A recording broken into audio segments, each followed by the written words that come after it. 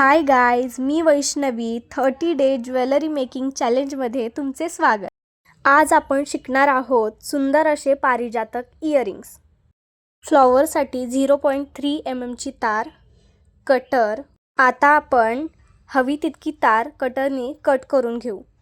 तारेमध्ये white Pearl नंतर golden small मनी add करू व तारेचे दुसरे टोक व्हाईट पियरलमधून बाहेर काढून त्याचा लूप बनवून घेऊ.